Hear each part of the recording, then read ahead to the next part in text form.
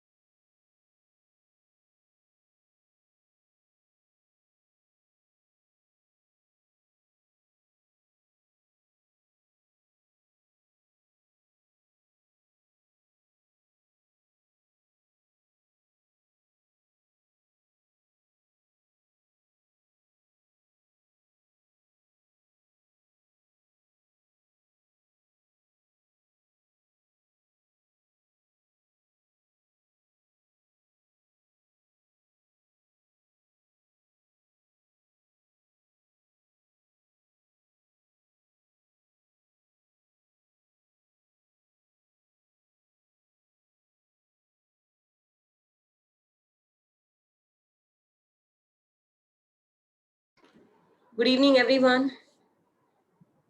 Good evening, ma'am. Good Okay, evening. good evening, good evening. So, Good today we evening. are going to learn about automation and programmability, guys. Okay, we will not be able to dive into it like related to configuration, but at least we will understand few concepts which relates to automation and programmability. We actually run a full-fledged course on automation and programmability. I don't know, most of you must have done also, or if you are new to this, and if we, as the networking is moving towards the automation, this is really adding up a lot of things, like in the, it is boosting the networking, I can simply say. Okay, so these are the topics which will help you like in full-fledged manner how to configure which kind of like we do have a labs for this, where we conduct automation and programmability, because the kind of requirements it has for doing automation and programmability, you need some sort of, some configuration related to your hardware, plus some softwares which you need to download and all. Okay, so first let us understand why do we have to move towards, like, why do we need automation, and what was the ways of, doing networking before. So how we were doing it before. So let's see, these are the topics what we are going to see. We are going to deal with software defined networking, which is SDN. Then we are going to look into the REST API, few data structures, data formats, and configuration management tools and version control systems. We also have, guys, SD-WAN and SD access. Okay, like in software defined, we do have these topics which are like entirely, it can be considered as one entire course, SD-WAN and SD access related stuff. At present, today we will be talking about these topics today, and then tomorrow we will directly get into the wireless principles and cloud computing. So tomorrow, guys, tomorrow will be the last lecture. Okay, so we will cover wireless principle, few concepts related to wireless, and cloud computing and virtualization. Okay, so let us get inside the software defined networking. Now, before we start with actually defining software, what is basically SDN, we need to first understand how traditional networking we were doing past 20, 25 years, 30 years, how the setup was there, what was the need of it. Like, because when we are saying that we need programmability, that means we do require some knowledge of programming like C++, Java, or Python. Okay, because, and that doesn't mean that your networking knowledge is going to just be of no use and something only related to programming you should be aware of.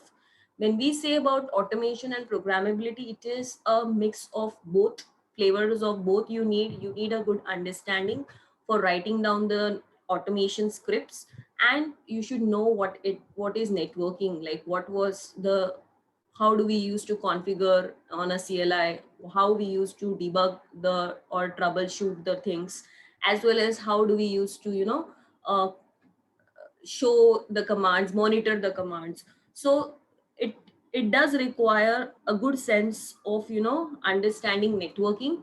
And with that, if you have a edge over a programming, or some, at least some basic knowledge of programming, then it becomes easier for you to get into the automation and programmability course. Okay, there we generally take up the course, we teach you Python, we teach you then how the scripts are used for configuring the different devices, and that is not possible with the help of Cisco Packet Tracer. There we either go for a GNS3 emulator, we have to install a GNS3, then go and get all the images of the devices, install them, and then make your topology. Okay, so that demands a good requirement from your hardware, your RAM, your CPU, everything. Or you can go and use Evng. There also you will need some sort of, means it is not that how we used to do it so far with Cisco Packet Tracer. With automation, you definitely have to go with the emulators and then make use of virtualization concepts and build your network. So in our course of automation, what we do is we give you the lab access. There are labs which are created on cloud, and that gives you a good there is no kind of lagging which you will find when you will run the devices and you try to push your script and try to get or retrieve some information. Okay, so let us understand that what was the issue with the traditional route networking specifically. If you can recall that when we were discussing about routers, okay, we were trying to discuss about routers. So we understood that when a packet arrives at routers, what all things it has to look into, like what all information it has to process. Okay, it needs to check that what is the destination IP it is the packet is going. It then needs to check that, okay, if this is the destination IP, then do I have a routing path? After that, if it understands that there is a routing path, it has to make modification in the it has to take up the check up the ARP table to understand whether it has an information of the destination MAC where it has to forward the traffic simultaneously. Okay, let me just enter the two people who are waiting in the room. Yes. So simultaneously looking after the ARP table, it has to do calculation of the checksum in the IP header. Before that, it has to change the TTL. It has to decrement by 1, recalculate the checksum which was there in your IP header. Again, recalculate your Ethernet header checksum because you have trying to modify the destination MAC looking into the ARP table. So you are also going to calculate the checksum value of your data link layer, and then you do the forwarding and all so after you do this calculation of checksum, you do encapsulation and then you try to forward the packet. So there are a lot of things what you can see, there are a lot of tasks which has been involved in a traditional way of doing networking. You will find that the devices are running up so much of there are so much of functions which the device have to carry out. Okay, so what happens in software defined networking? The software defining networking tries to divide these tasks in different planes. Okay, so whatever task we are trying to see here, okay, we are going to just try to divide these all tasks and give it a name that there has to be there is a control plane, there is a data plane, and there is a management plane. So when you hear about software defined, so what is software defined you will see here. So as a part of a control plane, what I can give the job or the task which I can take from the control plane is I can make of use of routing, whatever routing protocols I'm running to build the routing table. I can shift the task of learning all my MAC address to build the MAC table. Then whatever we are trying to run routing protocols and OSPF, EIGRP, so whatever we are trying to run those tables, so that task can be given to the control plane or can be assigned to the control plane. Okay, so learning MAC address, running the routing protocols, running the or understanding the making the ARP tables. Okay, so wherever we are trying to learn anything, run anything, that we are going to assign that task in the control plane. What about the data plane now? So the data plane is going to be just responsible for forwarding your traffic. Okay, only forwarding your traffic, that is the job of your data plane. Okay, so forwarding the traffic means what? It has to rely on the information what the control plane is giving. Okay, so your brain is basically here. So I can say initially your brain and everything was one. Now you are trying to, okay, and there are multiple brains I can say here, because every router in a network will be doing this task, and I can say there are multiple brains in a network, and we don't have any eye, a centralized approach where somebody is looking at the entire network and trying to make any decision.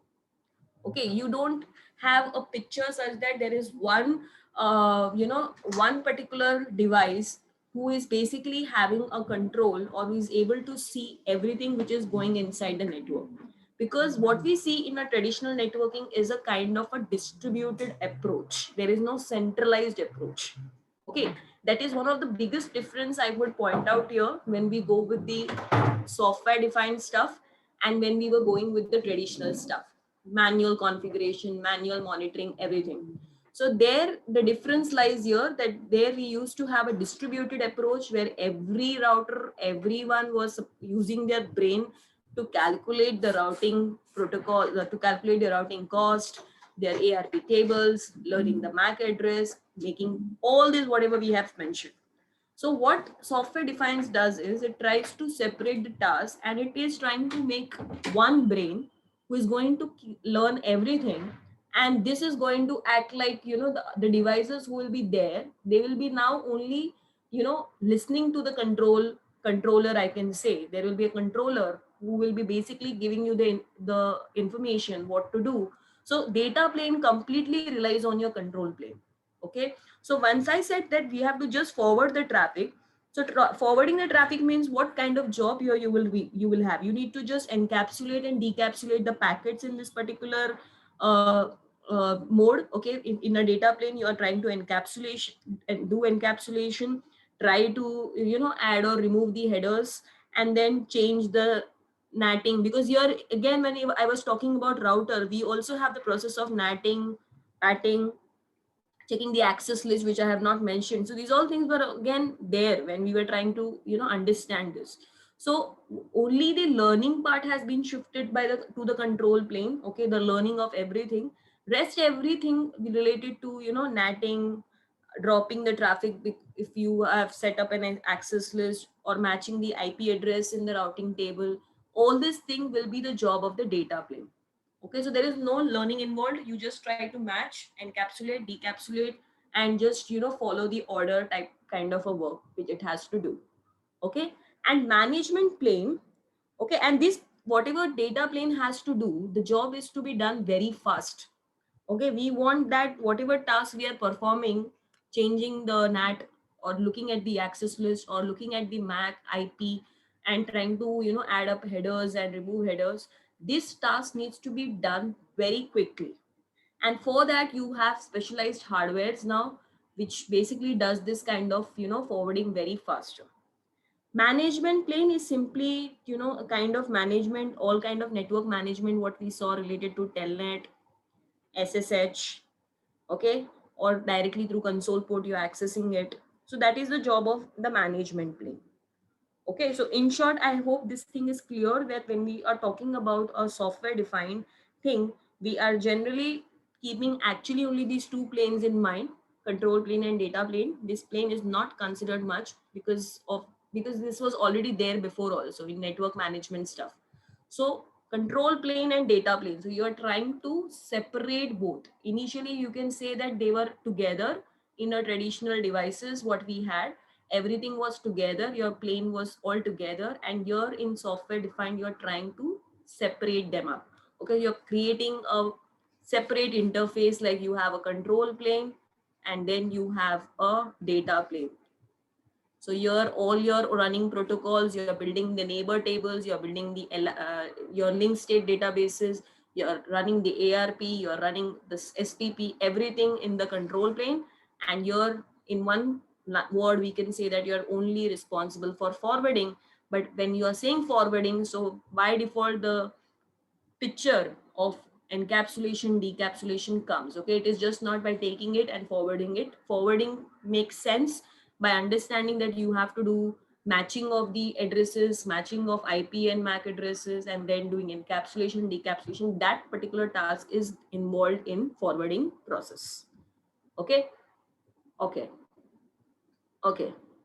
So Meraki router is different from other router. Yes, SD. See, SD-WAN is a different concept, Romel. SD-WAN is a different concept. We are not touching at present now.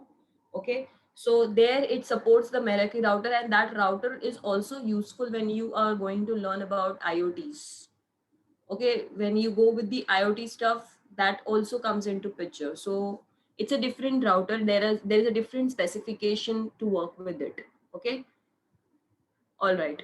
So now, as we have understood what is the traditional networking and what is the SDN, okay, let me show you a picture where now we are saying that we need somebody as a controller and then somebody who is just going to uh,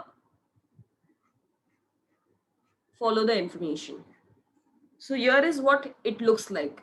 Okay, there is a data plane and there is a control plane, which is a SDN controller. And you see all your devices like routers, switches that will come inside your data plane, and now they will act like a dumb device. Okay, dumb device means they will be only responsible for forwarding, they are not responsible for learning anything. Okay, and that doesn't mean that you need to go and replace all the, no, you need to understand how can we develop such solutions, because when we are trying to say that we want to move towards SDN, and there has been a lot of discussion and debates in towards SDN, where many enterprises and everywhere people will think how to go ahead with it. Okay, because you already have an existing infrastructure where you cannot just replace all your hardwares which you have procured. You don't want to replace it, right? But you would want to move towards such a solution where automation is in boom. So how do we go ahead with such a kind of scenario? Can I just replace everything because now new thing has come and now every another year or two there will be something new again? So I just cannot replace my hardware. But Cisco has offered some interesting solution for such a case, where you can just spin up your network automation within a minute or a day or something like that. You don't need to actually go and get those devices which support software defined stuff.